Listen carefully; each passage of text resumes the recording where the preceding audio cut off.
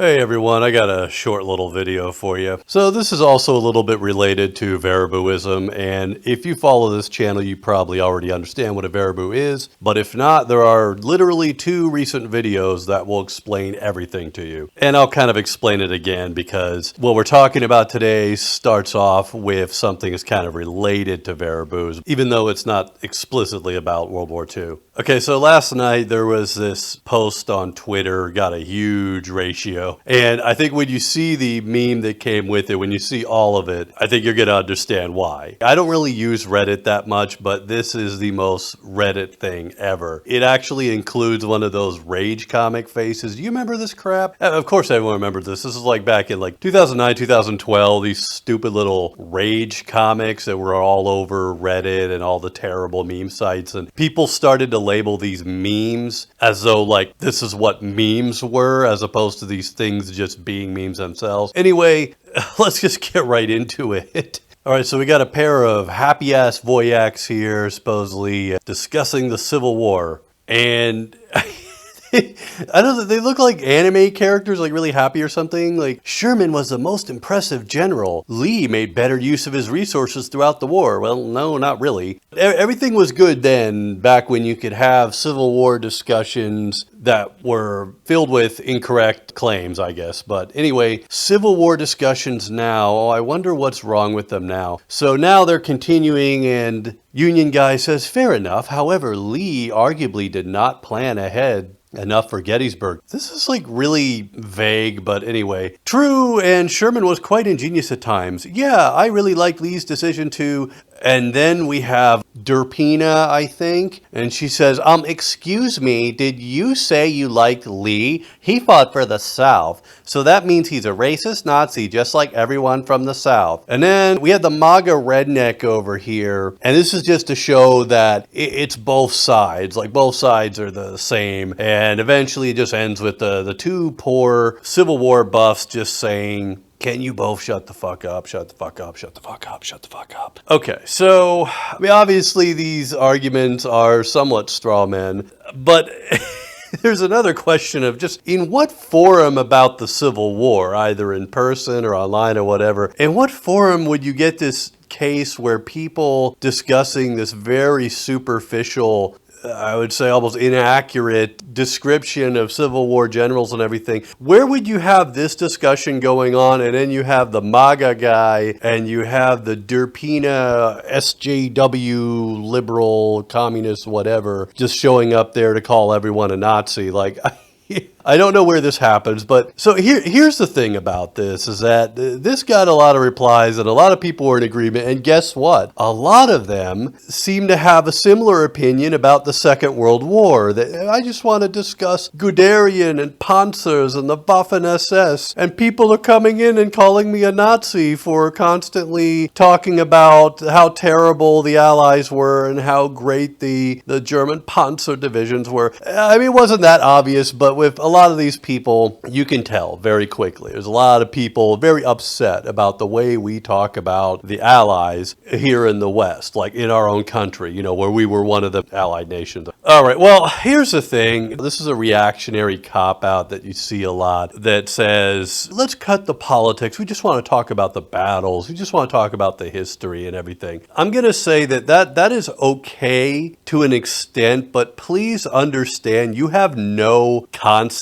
of history or military history if that's the way you see it. If you see it being about battles and dates and numbers of tanks and models of tanks or airplanes or whatever, I'm sorry, but you have an utterly worthless understanding of military history or history in general. I'm a person who believes you don't really need to be a historian or have a history degree to have coherent and good opinions about history. And I know this seems a bit self-serving, but the fact is that there are a lot of ways that ordinary people can actually conduct proper historical research. You can contact professors. I mean, you can buy books, and a lot of these professors are happy to talk to people online explaining things in their books. That's a trick with academics. They love talking about their subject matter. So if you read one of their books and you get into it, but you're confused about something, they love answering questions. And beyond that, you can find published archival documents, and ordinary people can get access to a lot of this stuff. And I have a lot of friends who are grad students working on PhDs who have access to like JSTOR and stuff like that. And they're very helpful when I need some document. So you don't need to be a historian. You don't need to really have a history degree to have a proper, let's say, historical education or have opinions that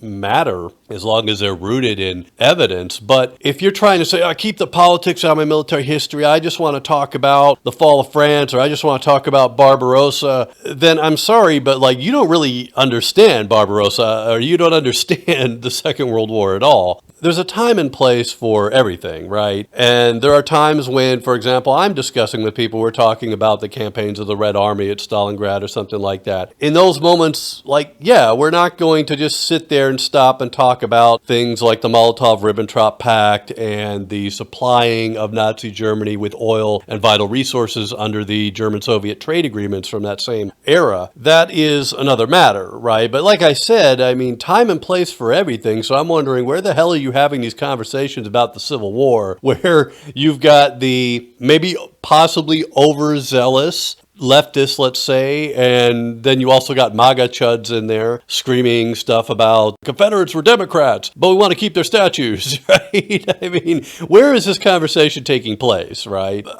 I could imagine if you're in some symposium that is about, I don't know, the abolition movement and the realities of American slavery, and you somehow try to hijack the conversation into talking about what a great general Thomas Jackson was or something, like, yeah, you deserve to get yelled at, really, right? And same thing if we're talking about discussing war crimes and oppression in Nazi Germany. Same thing if we are going to be talking about the repressions in the Stalinist Soviet Union, and someone wants to come in there and talk about how great Zhukov is, right? But yeah, it's a time and place for everything, and if you are somehow getting into these arguments and not just making this shit up, and if you are somehow getting yelled at for trying to talk about these battles without any of the context, then I think it's on you. Right. Either you're just making this up or it's on you, and trying to demand that everyone just stop talking about the politics behind all this stuff. I'm sorry, but that is not history. Okay. History is always political, especially military history, because after all, war is politics by other means, or if you prefer the reversal, that politics is war by other means. But at the strategic level of any war is the political level, right? It's always about politics, and history is always about context. Every event has a lead up, it has a background, and after it happens, it has an aftermath, and that has profound consequences, okay? So yeah, don't even say something like, let's keep the politics out of my discussion of the Civil War, or by extension, the Second World War, because these are two very related